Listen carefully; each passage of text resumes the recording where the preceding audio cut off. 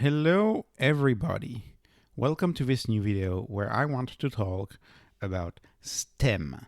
So STEM is a company that was not on my radar and that I've heard from a few people recently thanks to this YouTube channel. And so I am really seeing the power of this tiny community of 700 people. And I am very grateful to Raf, who made this comment and asked me about STEM. And Raf is not the only one. I had another subscriber who made a comment about STEM before. It was on my list. And I finally took the time to look at it. And so I'm very grateful to you, Raf, and to the other commenter who had recommended it. Because, you know, this all I need to say right now is that I need to do a much deeper dive on this company. And, you know, I feel ashamed that I didn't know about it because I follow this stuff. I really follow the solar stuff. Like it's a passion of mine. I follow this stuff. You know, I follow batteries. I follow Tesla, and so I don't understand what's going on. There must be some level of under coverage of this company. It's just insane. Like there is no coverage whatsoever of this company, which is probably why it never fell on my radar. I see a lot of very exciting things about STEM, and so I'm gonna try not to be too excited, but I see a lot of very exciting things.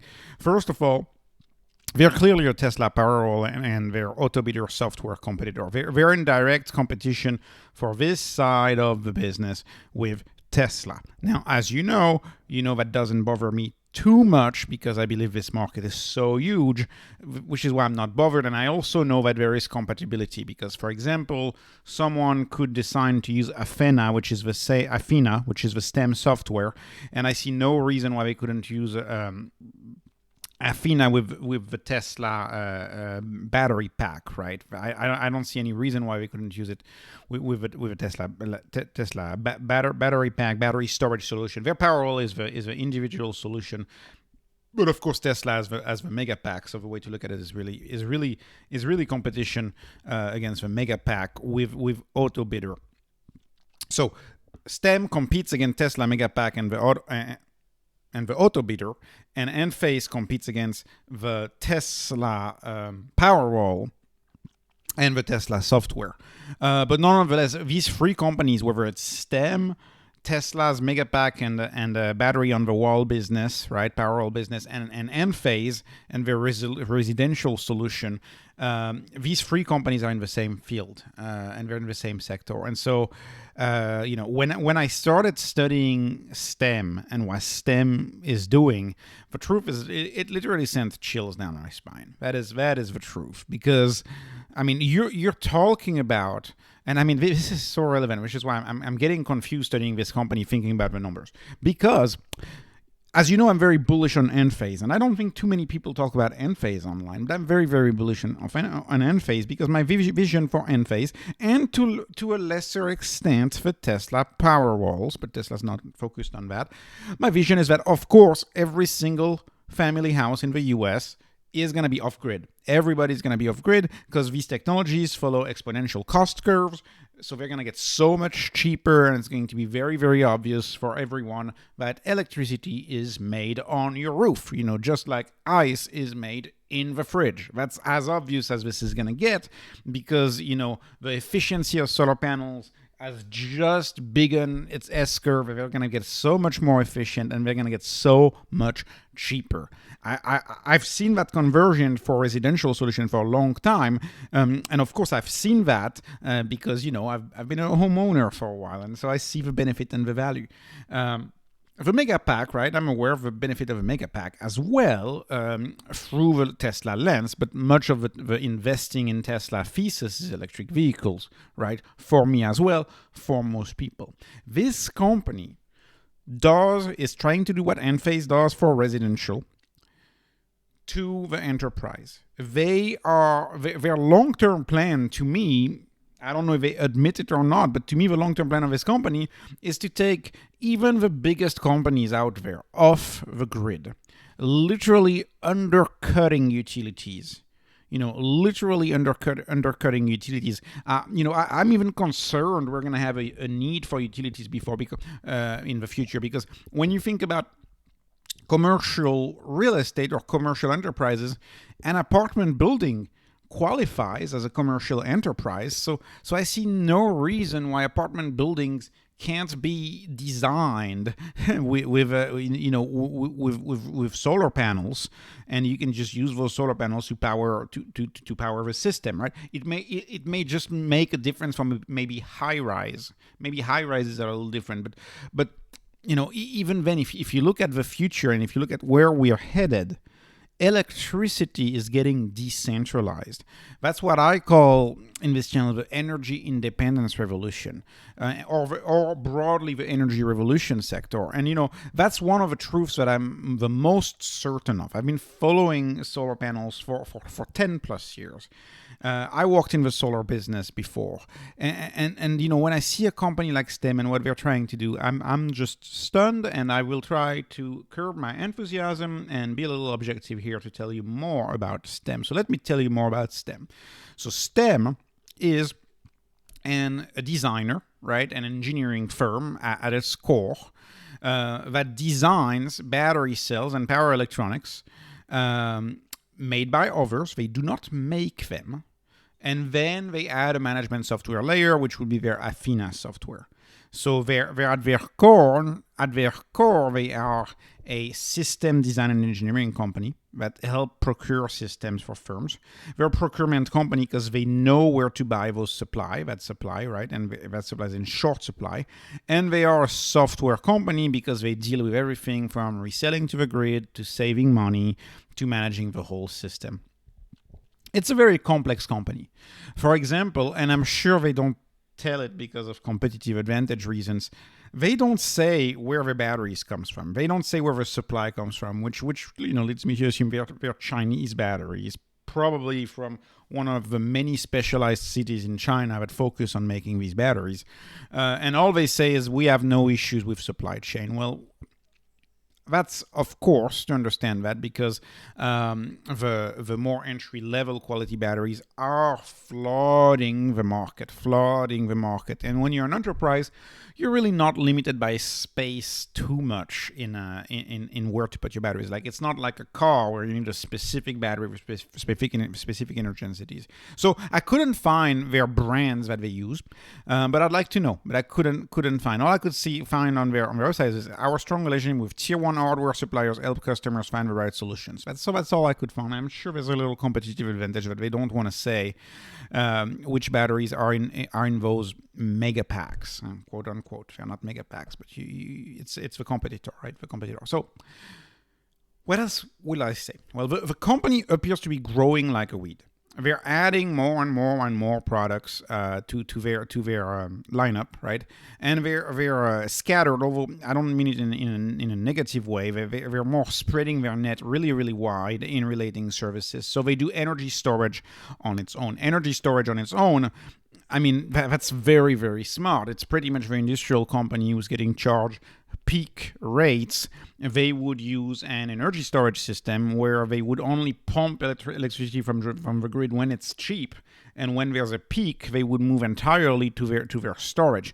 A more advanced use of this is when you feed back power into the grid, and so we get to things like microgrids and reselling the energy. They also sell energy systems to utilities themselves, utilities that are more green and more future focused, like Nextera. And then they have a second solution, which I believe converges to declining cost curve, which is solar and storage. And solar and storage, in my view, is clearly the future of energy, and they are at the core of that for the enterprise. And of course, they have more legacy selling reasons for solar, like, when you have solar you have a backup system. That's more of a legacy reason. Sustainability, that's more of how you used to sell solar in the 2010. Today the economics speak for solar on their own.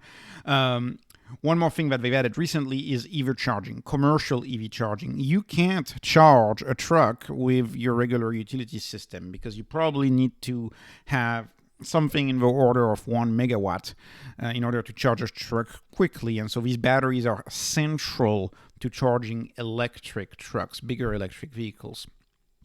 And so what we can see is that we're the number one solar asset performance management system, for example. They have the largest fleet of front-of-the-meter storage system in an infrastructure network of electricity in New England. Big part of the U.S. if you add all of these little states together. They have a software that's capable to enacting all across the storage services system, which is kind of their classification. They are the first to market to so many Fortune 500 companies. Will go in there. They sell to the California wholesale market. They have a largest virtual power plant in Southern California, kind of like Tesla. They're a direct competitor to Tesla in that field, but much more focused company on this. I really like what I see. And so how do they make their money? Well, most of the money they make still today, is hardware. It's their design services, it's their installation services. But the problem is that for behind the meter solutions. So, for example, your manufacturing facility wants to have a backup system or a battery. That's higher margin. For the 2-meter solution, this is less margin, about 10% gross margin. These margins are very low. The important thing to note is that they are working towards increasing those margins. If you go back to the original SPAC prospectus, and if you go back to look at it over the years, you'll see that they've increased their hardware margins logically as the cost of hardware goes down. And then they have two other systems, which is their software, right? So they have a SaaS model. Once you have this set up, you have to subscribe to Athena, which is their software. And they also have a market participation. So that is when they participate in the resale of electricity to wholesale grid. 80%, and this is more of a low margin business, which I had looked at this business in the past, and this is what had scared me from it, actually. But the software component over time will only grow bigger. And when I see how this works, is that this is the big value proposition. Is for commercial buildings, commercial services, stores, like Walmart, Home Depot, you name it. All of these big companies, they have what they call their behind-the-meter storage system, where they essentially use the battery in order to reduce energy consumption from the grid. Because when you're a commercial consumer of electricity, you're going to have peak prices. And so when you need peak energy, when you have peak prices as a company, you would want to use and draw energy from your grid. That's a very big deal. But that's not it, right? They do other things, for example, like electric vehicle offerings. And we know that, for example, Pepsi has to develop multiple mega chargers to charge their semi-trucks because the grid can't handle charging a semi-truck, because you need to dump all of that electricity all at once through a wire. And so it all fits together, and that's behind the meter. And I believe that is the future. I believe in the future. To me, the way I see this headed is that most industrial services company, most commercial company has solar on the roof, and that solar feeds a battery, and then they're fully independent from the grid, right? And if they're a bigger enterprise, maybe they need a few panels, on the ground, maybe. But for most companies today, with the technology that we have, this is possible for most companies, and this is only going to get better as batteries get much better and as solar panels get much better, because they experience a doubling for fixed periods of time. And so we're going to see more doublings in the coming decade. And then they focus on front-of-the-meter utilities, right? And these front-of-the-meter utilities are, when I look at these companies, they are, most of them, renewable energy companies, renewable energy grid providers. And so of course, when you have a utility, and when you sell electric, right, to a whole bunch of customers, you're going to be leading if you have a sustainable source of energy like solar. You're going to be leading because while all of the other electric plants, the costs are going up and up and up and up and up, you've attached your energy generation as a utility, you've attached it to a technology whose prices are declining. So Nextera, for example, I really like the company Nextera, which focuses on this cheaper renewable energy, which is still the thing that is not commonly accepted today. It's still the thing that people haven't caught on. A lot of people have not caught on, but they will. But a lot of people still have not caught on that it is actually much cheaper to produce electricity from solar. Anyways, if you pair a utility that says there's a bunch of solar fields and you pair that with a battery, you're going to be leading as a utility, even as utilities lose their relevance as we go forward. So, moving on. So this is another product that they have now. It's the solar plus storage. So they're moving greatly into that, adding storage to solar facilities, again, to facilitate value, what they call value optimization, what they call, making more money. If you have a solar plant, you want to feed your solar energy into the grid when the grid needs it the most, when you're going to get the biggest payout. And this is their software, which is ranked number one for this type of product. They have a few competitors, but I would cover that in a different video. And this is about maximizing the return on investment, right? It's all about optimization, forecasting, making sure you sell your power back to the grid at the most relevant moments, right? When there's peak rates. They also merge with this company called AlsoEnergy, which does the same thing, monitoring, but this time does monitoring for large-scale solar installations. And I want to say that this combined software, I see a lot of similarities with Tesla's auto bidder software. So STEM, again, is positioning itself as a direct competitor to Tesla as far as both their setup goes, right? Their hardware storage units go. That's a direct competitor to Tesla, even though they don't make it. And their software is also a direct competitor to Tesla, in my view and in my current state of understanding of this company.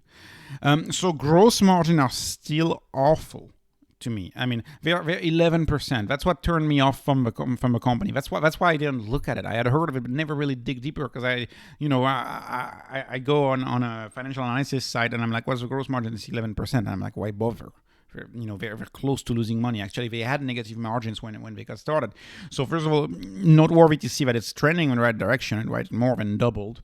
But they're starting to see traction because this is at the rate of growth that they have, and we'll see later, it's been 200% a year. This hardware leads to gross software sales, to software sales with high gross margins. So the more you install the hardware, the more you're going to have recurring sales. So this is a company which over a long period of time, is going to have much more revenue for software than from hardware. The hardware is just going to need to be maintained. So gross margins are trending in the right direction. Another thing I wanted to note, and this is the same as Enphase and the same as Tesla, as if a stock couldn't have any more catalyst.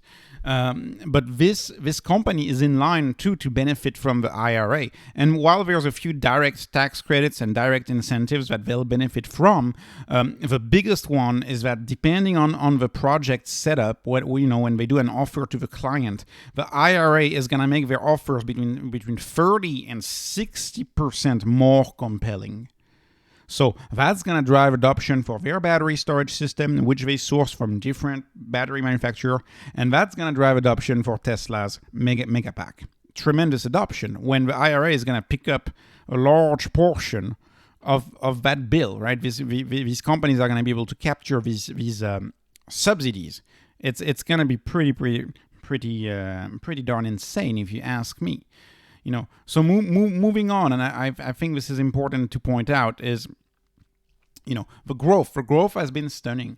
So the 12 months ended, right? We've had 186% growth, and 3 months ended 194% revenue growth. So this is like way past my requirement of 30%. It's just insane. And as you can see, and this is what I want to point out here, is we have 8 quarters of look back at this company, and over the past 8 quarters, well, we can see that revenue growth is lumpy with them, and that probably has something to do with solar production, I would assume, and perhaps when people are getting ready to set up, construction season tends to be in the summer. So that would be my guess as to why there's a lumpiness to the revenue. But what you can see is that their lowest quarter out of the 8 quarters is 130%. That has been their lowest quarter. Their latest quarter was 194%. I mean, that's just absolutely mind-boggling. You don't find this growth anywhere else. I briefly looked at how much cash they have on the balance sheet versus their burn. Right, they still have negative free cash flow, but right now their cash is enough to cover 10 years of losses. So I would not be worried about bankruptcy for this company. I would not. But it gets better. So, guidance. So as you know, and as I've been reporting on many companies, we are in an awful macro setup right now. Every single CEO is sandbagging, not giving guidance, giving awful guidance. And I believe STEM is likely sandbagging its guidance as well. And this is, to me, the most stunning part. Like, with the current macro environment, we've all of the chatter about recession, about the crash coming. Look at these numbers. Like, even Snowflake, nothing to do with that. I'm sorry to bring stuff from Snowflake. Even Snowflake guided 49% growth for 2023. STEM guided 79% growth for 2023. And by the way, I took the 650 in here because I'm pretty sure I know they're sandbagging. It's like that's what CEOs do right now. So 79% year-over-year growth guide for this company. Like that's mind-boggling. Many of the stocks I cover in this channel were hyper-growth stocks. We're growing in, say, 60-70% growth. If you've looked at some of my prior video, you know which company I'm talking of. Their CEOs have went on and given ridiculously low guidance. Like the CEO of Datadog giving a 24% revenue growth guidance. Like we know that's not true. So they're probably sandbagging heavily as well. And the stock crashed because of that. Right, a few days ago when they reported their earnings. And so people were disappointed, but I'm like, me who didn't know about this stock and I see this growth guidance, I'm not disappointed. I'm very, very excited. This is insane guidance. This is like crazy. So I'm going to do much more research on this company, expect more coverage. I hope, I hope you get why I'm excited because I believe in the solar adoption and battery adoption, and I believe this is going to be the way to go. I listen to a lot of podcasts about this stuff, whether it's Peter Diamandis, whether it's Tony Seba. It's like, it's the cheapest way to get energy, and there's fundamental reasons for that. And this is their outlook. This is the outlook from STEM over the next, 3 years now, over the next 3 years, and they're targeting 51% and 58% growth for the behind the meter and front to the meter, still not too familiar with their terms, energy outlook. So they're still planning 50%. But this is what I want to say.